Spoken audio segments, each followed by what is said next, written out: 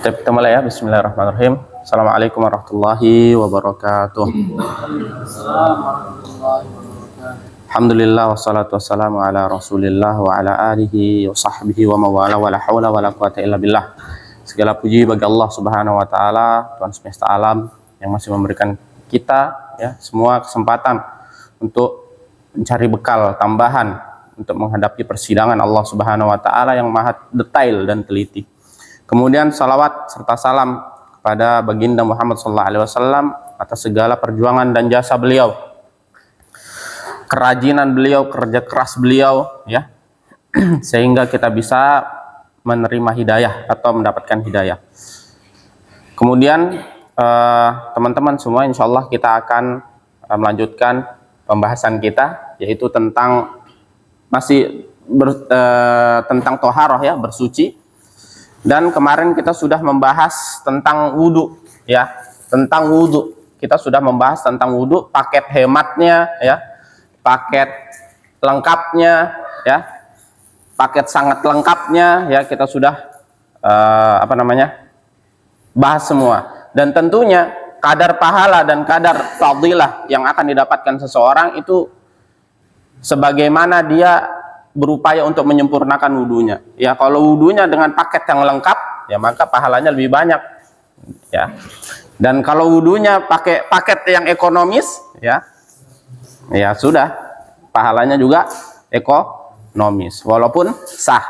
Kemudian teman-teman semua, bab berikutnya adalah bab al-mashu alal jawrabi awil khuffadain, yaitu mengusap kaos kaki atau sepatu. Ini kemarin sudah dibahas belum?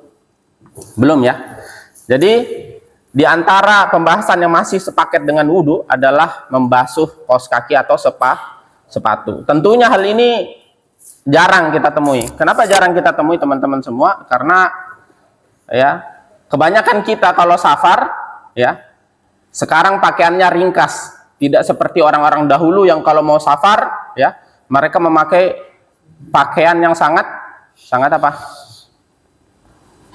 Sangat apa? Pak, misalkan kita nih ya, kita ya, misalkan kita mau ke SP ya, kan perjalanannya lebih ekstrim ya daripada Sangatta ke Bontang misalkan. Ya kita pakai sepatu safety misalkan ya. Kemudian pakai kaos kaki ya, kemudian pakai jaket, pakai kacamata, pakai helm full face misalkan, biar nggak kena debu. Ya begitu juga orang-orang dahulu. Mereka ketika mau safar mereka pakaiannya ribet, ya, sangat ribet. Bahkan sepatunya pun sampai susah untuk dicopot. Ya, oleh karena itu syariat memudahkan bagi pelaku-pelaku safar seperti ini. Makanya diturunkanlah syariat mengusap di atas sepatu atau kaos kaki. Nah, maka ini merupakan syariat yang tetap ya berjalan sampai sekarang, walaupun sekarang sarana safar mudah, pakaian mudah, ini masih berlaku ya. Dan kebanyakan juga orang dulu teman-teman semua, sholatnya orang-orang musafir dulu, kalau waktu sholat mereka langsung sholatnya alias di awal waktu. Berbeda dengan kita kalau safar misalkan ke Sangatta, nanti aja lah sekalian asar, misalkan kita zuhurnya nanti aja lah sekalian asar, atau maghrib nanti aja lah sekalian isya, atau nanti di warung Padang situ enak ya, nanti aja ya. Kalau orang-orang zaman dahulu teman-teman semua ya, generasi sahabat dan umat terdahulu, mereka ya ketika sedang safar waktu sholat ya langsung sholat. Begitu penjagaan mereka terhadap sholat dan syariat, sehingga teman-teman semua ya syariat ini dahulu ini kepake banget ya. Dan zaman sekarang siapa yang sudah menerapkan syariat ini? Ada yang pernah mengusap sepatu atau kaos kaki? Ada yang pernah? Tidak ada. Karena tadi model safarannya ya nunggu warung atau nunggu isya sekalian. Oke teman-teman, adapun membasuh nih ya, kita langsung saja membasuh. Apa yang dibasuh kira-kira? Bawahnya atau atasnya? Yang dibasuh adalah atasnya. Misalkan kaki seperti ini, yang dibasuh atasnya sepatu saja ya. Atau misalkan kalau pakai kaos kakinya atasnya saja. Batasnya adalah bagi orang mukim maka 1 hari 1 malam, ya. Misalkan antum mukim tapi antum kerja, ya, kerja di kebun misalkan, ya, masuk ke lokasi, ya, menyulitkan, ya, ini bisa antum pakai mengusap saja, ya. Misalkan antum sholatnya di lapangan, ya, nggak di masjid, ya, jauh dari masjid, kita sholat di sini aja, ya.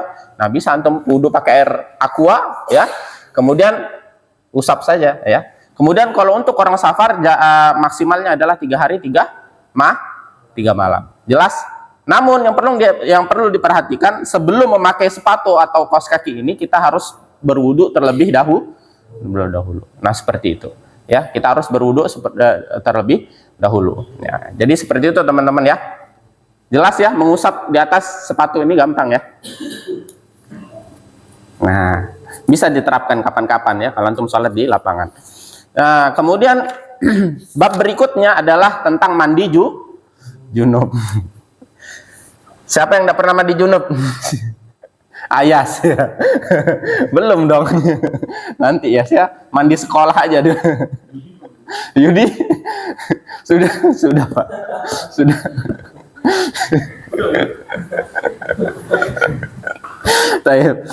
Mandi junub, ya, ini adalah hal yang sering juga dan kita sudah ketahui bersama. Akan tapi sekali lagi yang kita akan bahas di sini adalah paket hematnya, teman-teman. Mungkin paket lengkapnya, mungkin paket hematnya sudah ngerti semua, ya. Namun sebelum itu, teman-teman semua, mandi junub, ya, itu diwajibkan untuk siapa saja?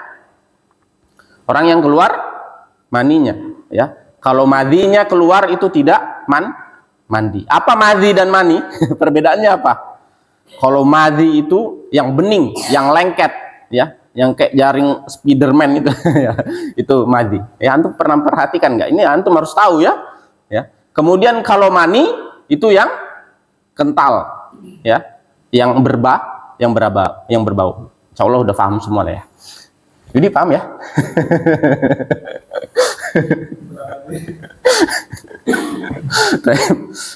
Jadi kalau keluar maninya ini tidak mandi.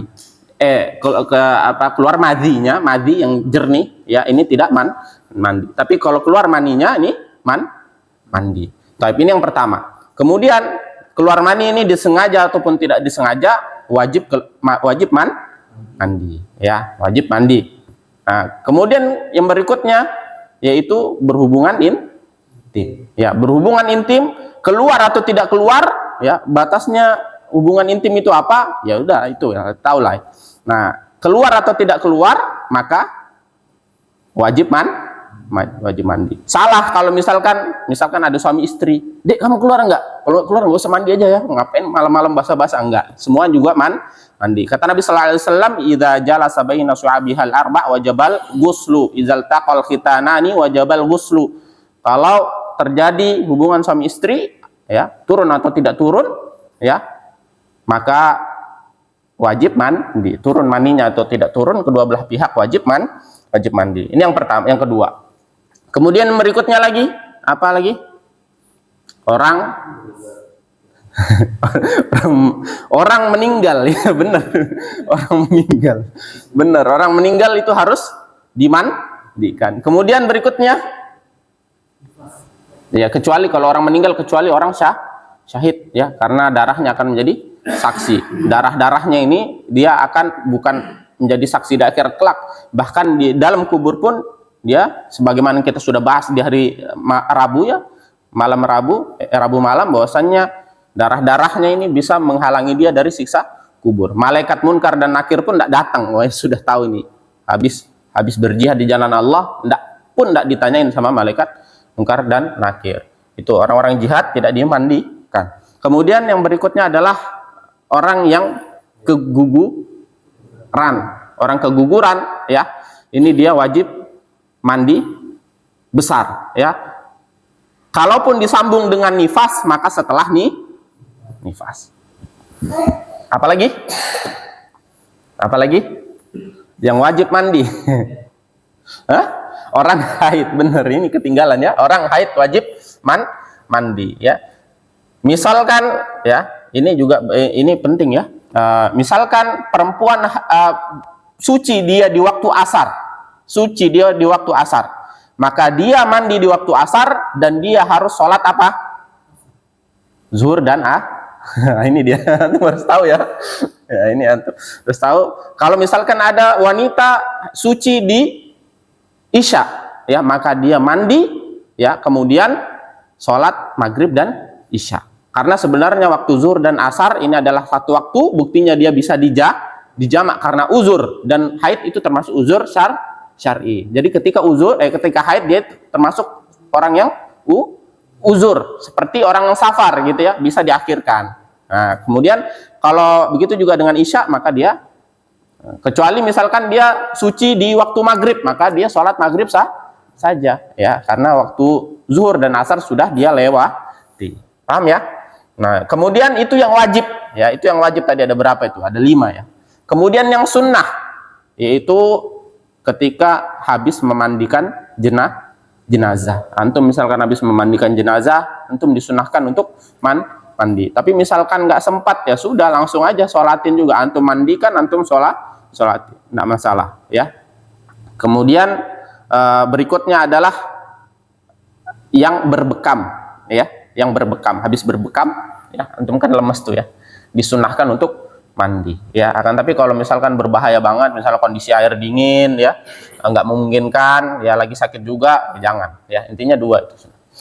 Nah, jadi ini teman-teman hal-hal yang mewajibkan kita untuk mandi wajib. Adapun tata cara mandi wajib itu ada 2. Cara ekonomis, ya. Masa antum pakai ekonomis terus? Yud, antum Yudi terus ya. Nggak apa-apa, Yud. Paling banyak ilmunya nanti ente. Ya. Antum kalau mandi junub pakai ekonomis atau paket hemat? Sama aja. Atau paket lengkap? Ekonomis terus saya dari dulu. Lengkap ya. Berarti antum di sini, antum lengkap. Lengkap. Ya, jadi sekali-sekali boleh pakai ekonomis ya. Kalau misalkan pagi-pagi keburu subuh habis waktunya, ya boleh kita pakai ekonomis. Malam-malam kedinginan boleh. Tapi kalau banyak waktu, ya ngapain kita pakai ekonomis ya? Ekonomis itu ya, ekonomis itu yang ringkas, paling ringkas. Nah, paket ekonomis ya kan ada 2 cara, paket ekonomis dan paket lengkap.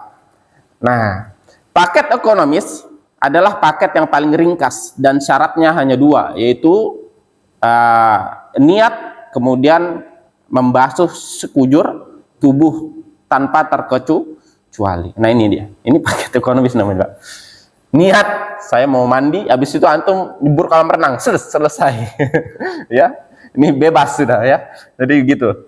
Nah, ini pertama. Atau antum pakai gerujukan ya, langsung berburu dengan syarat tapi semua harus kena. Ya, kalau ada sedikit yang nggak kena berarti belum sah. Tapi misalkan sudah diupayakan ya, misalkan ada orang keker banget ya, susah untuk menggapai bispeknya. Ya udah, seusahanya dia aja diguyur pakai air ya. Kalau misalkan ada yang nggak kena tapi dia sudah berusaha, maka dimaafkan. Nah, ini paket yang ekonomisnya ya. Nah, kemudian paket lengkapnya ya. Dan Nabi SAW ya tidak pernah mandi junub dengan paket ekonomis. Nabi SAW walaupun di padang pasir, minim air, mahal air, sulit air, ya, beliau ya senantiasa mandi wajib dengan apa yang disukai oleh Allah Subhanahu Wa Taala, yaitu dengan komplit, dengan segala sunnah-sunnahnya. Nah, kemudian tata cara mandi yang sempurna. Di sini ada 3 hadis, antum dengarkan. Nah, dari 3 hadis ini nanti saling melengkapi ya, saling melengkapi. Pertama, an Aisyah zaujin Nabi sallallahu alaihi wasallam, an Nabi sallallahu alaihi wasallam kana idza iktasala minal janabati bada'a fa ghassala yadayhi. Kata Aisyah radhiyallahu taala anha, dulu Nabi sallallahu alaihi wasallam kalau mau mandi janabah maka mencuci tangannya dulu 3 kali. Nah, ini ya, nggak cuman mau makan, nggak cuman mau wudu, mau mandi pun kita cuci tangan. Nah, sterilisasi. Ya, mencuci tangan ini paket lengkapnya, ingat. Summa tawaddo'a kama yatawadda'u lis-shalah. Kemudian beliau wudu sebagaimana beliau wudu ketika ingin sholat. Wudu ya, lengkap.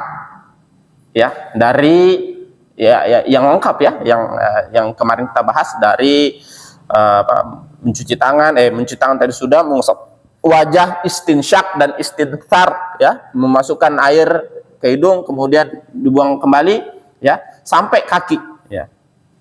Kemudian summa yudkhilu asabi'ahu fil ma'i ya fayukhallil bihi ma usula sya'rihi summa yasubbu ala ra'sihi thalathan ya. Kemudian Nabi Shallallahu Alaihi Wasallam sebelum mengguyur, ini penting teman-teman ya, ini buat kesehatan ya, buat antum anti stroke ya. Kadang-kadang yang buat stroke itu kata orang mandi malam, padahal enggak cuman malam, asal dingin airnya ya, antum kaget stroke ya, rematik ya. Nah, maka setelah wudhu ya, maka Nabi Shallallahu Alaihi Wasallam mengambil air sedikit pakai tangannya, kemudian membasahi rambutnya terlebih dahulu. Jadi sebelum diguyur teman-teman, rambut itu dibasahi dulu, kemudian summa yudkhilu asabi'ahu fil ma'i fayukhallil biha usula sya'ri. Kemudian ditakhlil. Di apa sih ini? Maaf ya lagi gondrong. Diginin. Sampai semuanya apa? Basah ya. Jadi sebelum diguyur diginin dulu untuk pemanasan ya, agar kepala tidak kaget ya. Bagaimana kemarin kita sudah bahas, ada orang yang bocor kepalanya kemudian dia mandi kemudian meninggal ya. Nah, kemudian setelah dilihat bahwasanya kepalanya sudah basah semua ya tanpa diguyur, kemudian summa yufidu alma ala jildihi kullihi. Kemudian Nabi Shallallahu Alaihi Wasallam mulai mengguyur badannya semuanya dari kanan. Ini hadis pertama. Kemudian dilengkapi dengan hadis kedua, an Maimunata an Ibnu Abbas radhiyallahu taala anhu. Qalat Maimunatu ya, wada'tu li Rasulillah sallallahu alaihi wasallam ma'an yaktasilu bihi. Dulu Maimunah pernah menyiapkan Nabi sallallahu alaihi wasallam air ya untuk mandi ya. Fa'afragha ala yadayhi faghasalahuma marrataini aw thalathan. Kemudian sama cuci tangan 2 kali atau 3 kali. Summa afragha biyaminihi ala shimalihi faghasala madakirahu ya. Kemudian beliau setelah mencuci tangan ya, kemudian mencuci kemaluannya. Kalau tadi nggak ada mencuci kemaluan kan, habis cuci tangan langsung wudu ya, nggak tadi di hadis pertama. Kalau di sini faghasala madzakirahu, kemudian habis cuci tangan antum cuci kemaluan ya. Ini saling melengkapi ya. Summa dalaka yadahu bil ardi ya. Kemudian setelah Nabi sallallahu alaihi wasallam mencuci kemaluannya, beliau mengusap-ngusap tangannya ke pasir ya. Kita tahu bahwasanya zaman dulu sabunnya orang Arab atau bahan pembersihnya orang-orang zaman dulu itu diantaranya adalah pasir ya. Jadi Nabi Shallallahu Alaihi Wasallam ketika mandi janabah bersih ya, mandinya pakai campuran pasir ya. Antum kalau mau sesuai sunnah sekali ya, pakai pasir, siapkan pasir. Ente ngapain ambil pasir mau mandi janabah ya, sebagaimana hadis ini ya. Kemudian setelah mencuci kemaluannya, kemudian mengusap tangannya pakai pasir ya, dicuci pakai pasir ya. Summa madmada wastansyaqa ya. Kemudian beliau berkumur, masukkan air ke hidung juga ya, istinsyak. Summa ghassala wajhahu wa yadihi summa ghassala ra'sahu thalathan summa faragha ala jasadihi ya. Kemudian beliau wudu lah ya. Kemudian setelah wudu sama kayak tadi, mencuci kepalanya tiga kali ya. Summa afragha ala jasadihi, kemudian setelah mencuci kepala ya, baru memulai dengan mencuci badan, dilanjutkan dengan mencuci badannya. Summa tanahha min maqamihi faghasala qadamaihi. Nah, ini pelengkap lagi teman-teman yang nggak ada di hadis sebelumnya. Kemudian setelah Nabi sallallahu alaihi wasallam selesai mandi janabah, Nabi sallallahu alaihi wasallam berpindah tempat. Summa tanahha min makanihi, berpindah tempat.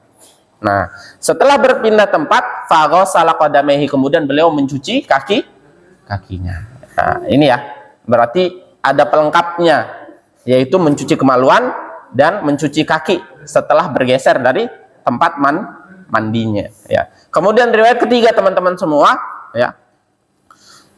Tawadda'a Rasul sallallahu alaihi wasallam wudu'ahu lis-shalah, ya. Maka Rasul sallallahu alaihi wasallam dahulu ketika mau mandi janabah wudu dengan wudunya untuk sholat, ya. Ghaira rijlaihi, selain kakinya. Nah, ini pelengkap lagi. Kalau tadi kan tidak dijelaskan.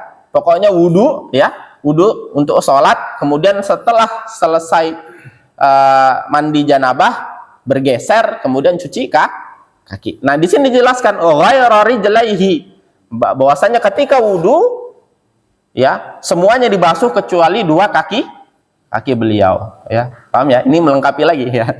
Wa ghassala farjahu wa ma asabahu minal adza. Kemudian Rasul sallallahu alaihi wasallam setelah berwudu kecuali kakinya, fa ghassala farjahu, ya, mencuci kemaluannya, wa ma asabahu minal adza, dan semua bagian yang terkena najisnya. Ini dilengkapi lagi, ya. Kalau tadi cuman mencuci zakarnya saja atau kemaluannya saja, sekarang mencuci kemaluan dan semua bagian yang terkena najis. Summa afadha alaihil ma, kemudian baru menyiramkan air, ya. Menyiramkan air ke jasadnya dari kanan ke kiri, dari kanan dulu, ya, kemudian kiri, kemudian tengah. Summa nahha rijlaihi, kemudian berpindah posisi kakinya, fa ghasalahuma, kemudian mencuci lagi kakinya, ya. Hadhi ghusluhu minal janabah, dan ini adalah mandinya Rasulullah sallallahu alaihi wasallam ketika beliau junub, ya. Nah, di sini ditegaskan wa hadhihi ghusluhu minal janabah. Inilah mandinya Rasulullah sallallahu alaihi wasallam dulu ketika beliau sallallahu alaihi wasallam berjunub. Nah, jadi teman-teman semua, ini dia paket lengkapnya, ya. Siapa yang bisa mengulangin dengan merangkum semua hadisnya? Kok antum terkejut tentu. kayak siapa yang bisa? Jadi ini hadis yang tiga hadis ini yang menjadi landasan, ada hadis yang lain. Iya. Karena saya pernah dengar dari Ustaz juga, masih dari Ustaz lain, ambil wudhunya itu di terakhir. Ya, jadi memang banyak redaksi hadisnya, ya. Kemungkinan ini adalah diambil yang paling kuat, ya. Sebagaimana di sini ini adalah hadis dari Bukhari dan Muslim semua, ya. Tidak ada Roh Abu Dawud, ya, Sunan At-Tirmidzi, tidak ada. Di sini adalah Bukhari Muslim semua, dan tiga-tiganya ini yang kita sebutkan tadi, ini wudhunya di awal semua, ya. Kecuali apanya tadi? Kakinya. Ayo, siapa yang bisa merangkum? Ayo. Jangan manja dong. Kita belajar dan ayo. Ya. Ya, pertama setelah berniat tentunya, ya. Ya. Menyapu tangan dengan pasir tadi, ya. Ya, betul. Untuk seperti mau sholat. Ya, sampai kepala, sampai basah. Iya, ya, oke. Langsung guyur, oke.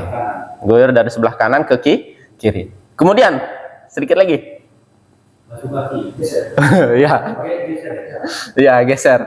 Summa tanahha min maqamihi alladhi ghassala fihi. Ya, kemudian beliau Nabi sallallahu alaihi wasallam menggeser kakinya dari tempat mandinya, ya. Mungkin antum bisa geser ke dekat pintu atau pokoknya tempat yang minim najisnya, ya. Kemudian antum mencuci kaki lagi, ya.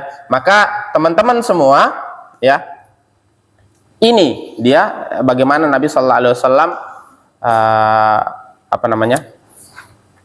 mandi janabah. Nah, namun yang perlu diingat lagi teman-teman semua, untuk niat niat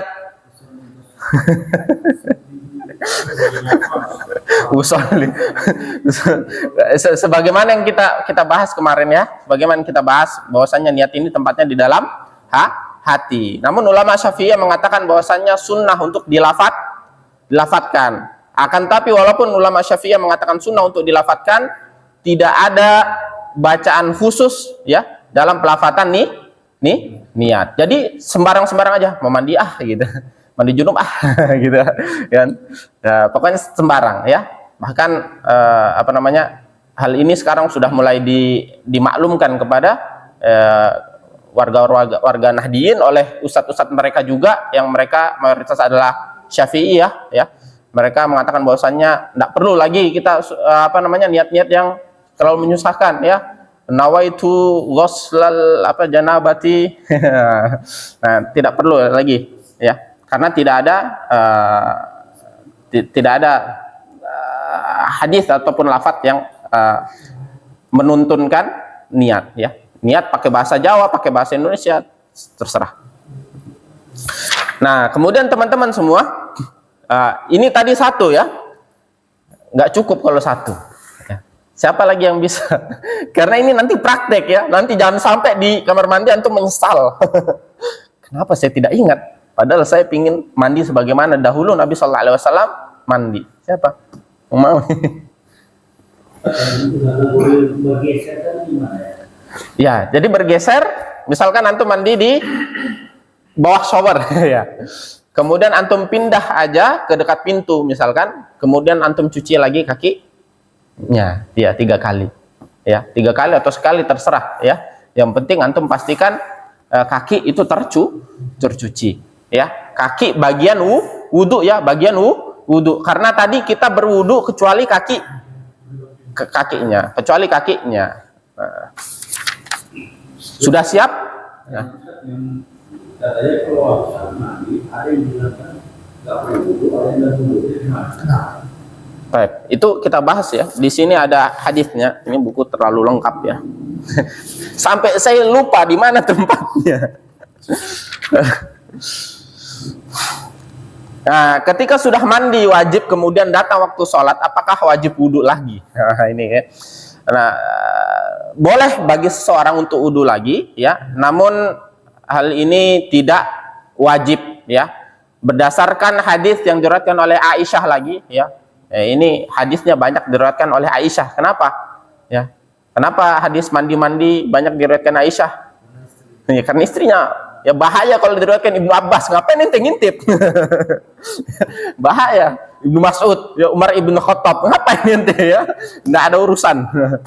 Nah, karena Rasul sallallahu alaihi wasallam, ini hadisnya. Karena Rasul sallallahu alaihi wasallam yaktasilu wa yusalli rak'ataini salatal ghada'i wa la arahu yuhditsu wudu'an ba'dal ghusli. Kata Aisyah radhiyallahu taala anha, dulu Nabi sallallahu alaihi wasallam setelah mandi wajib, maka beliau langsung sholat sunnah fajar, sholat sunnah subuh. Jadi Nabi juga mandinya subuh sama kayak kita ya, subuh ya.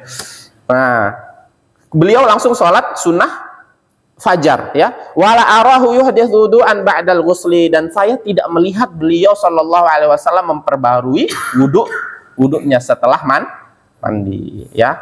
Maka di sini berlaku kias aula, kata ulama. Apa itu kias aula? Ya, kias yang lebih utama. Maksudnya bagaimana? Kalau hadas besar saja sudah terangkat ya, apalagi hadas kecil ya. Wa ayyul wudu a'am, di sini dan juga Ibnu Umar pernah ditanya tentang hukum berwudu. Ibnu Umar ini anaknya Umar ibn Khattab radhiyallahu taala anhu. Ditanya, bagaimana kalau saya wudu lagi wahai Ibnu Umar? Ya, Ibnu Umar ini ulama juga ya. Anaknya Umar ibn Khattab, bapaknya sibuk sibuk wilayah mengurusi negara, anaknya sibuk bapaknya sibuk mengurusi negara, anaknya sibuk mencari ilmu. Kalau anak-anak sekarang, bapaknya ngurus DPR, anaknya hedon. Anaknya hedon, pamer-pamer ya, cari pasangan ya, naudzubillah min dzalik. Ya. Nah, kemudian ketika ditanya seperti itu ya, bagaimana kalau saya wudhu lagi wahai Ibnu Umar? Saya pingin wudhu lagi. Nah, kemudian kata Ibnu Umar, wa ayyudu'in a'am minal ghusli, dan wudhu apa yang lebih sempurna daripada mandi ya. Bersuci apa mana lagi ya yang lebih sempurna daripada mandi. Tentunya mandi yang paket komplit. Kalau antum pakainya ekonomis ya lebih baik antum.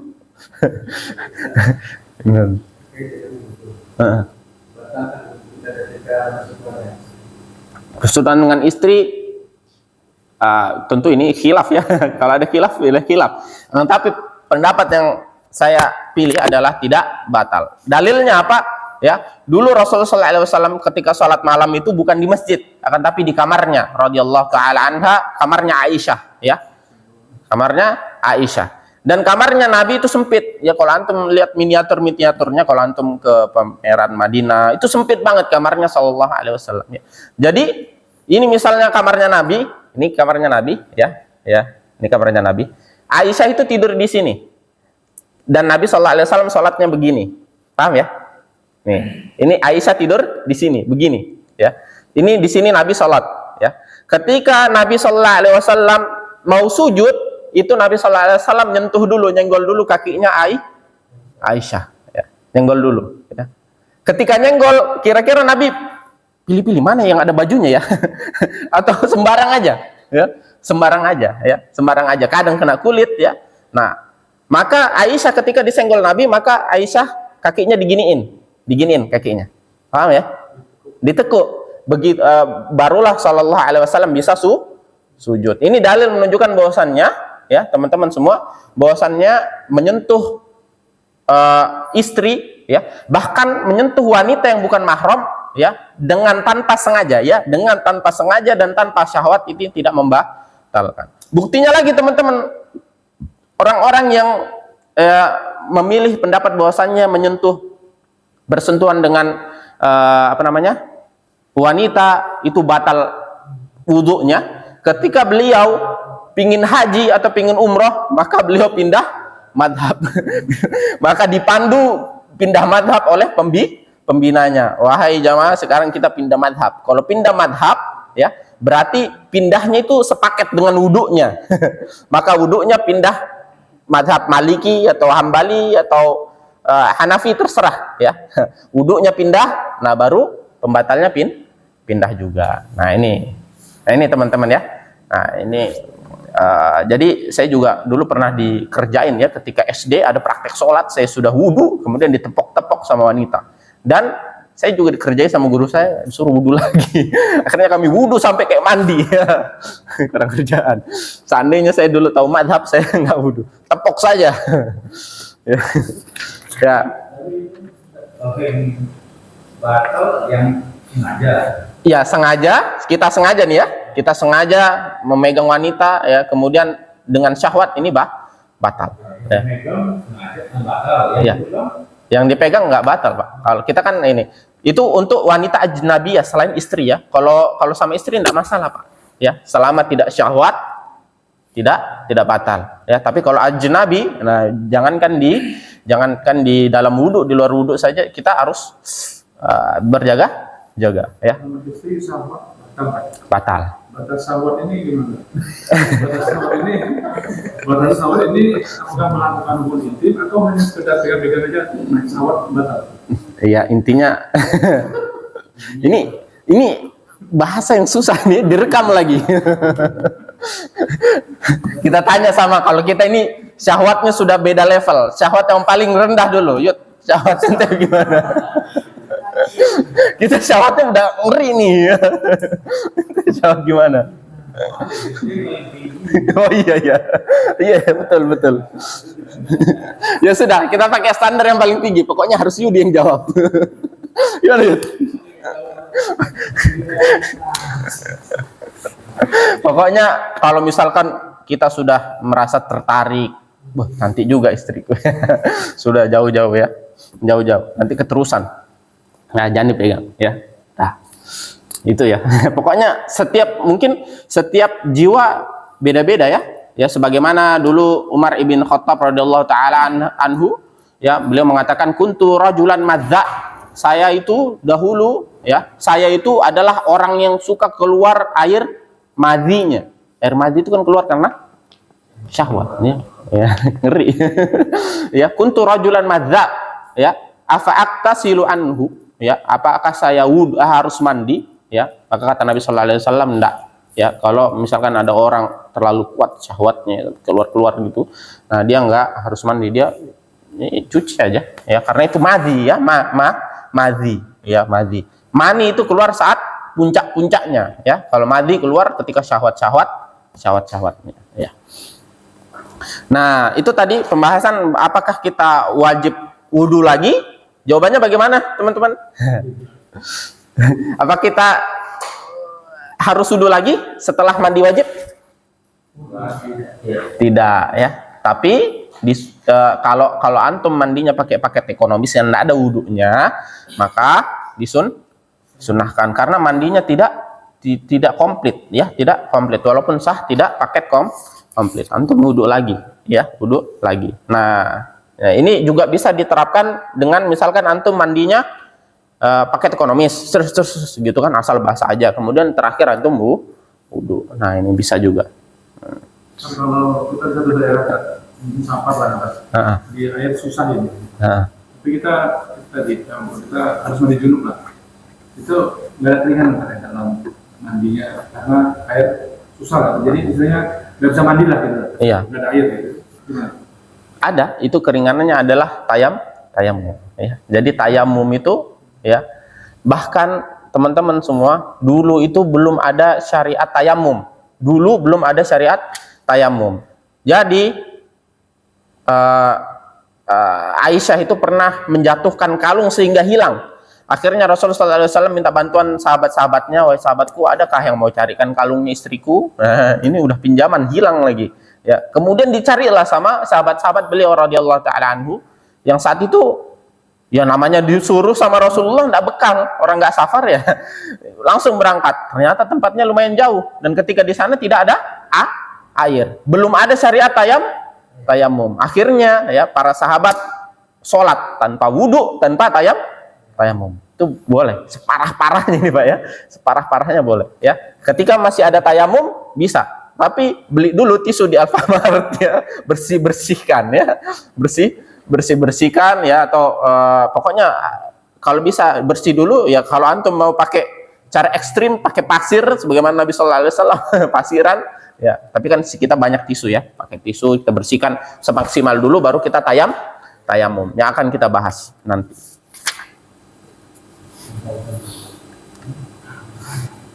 Kapan Isya ini? Masih lama ternyata, sebentar lagi. Baik, ada pertanyaan lagi? Nah, jadi kita ulangin teman-teman ya. Kita ulangin teman-teman cara mandi wajib. Pertama nih, niat ya. Saya mau mandi wajib. Kemudian mencuci tangan 3 kali. Setelah mencuci tangan apa? Mencuci kemaluan dan semua bagian tubuh yang terkena najis. Antum ya, anak tagih pakai pasir. Ya, itu pakai pasir. Tapi kalau zaman sekarang di sini juga disebutkan kalau zaman sekarang ada sabun, maka pakai sabun. Dulu pakai pasir ini karena memang pasir itu bisa menguraikan ya, bisa mencopot gitu ya.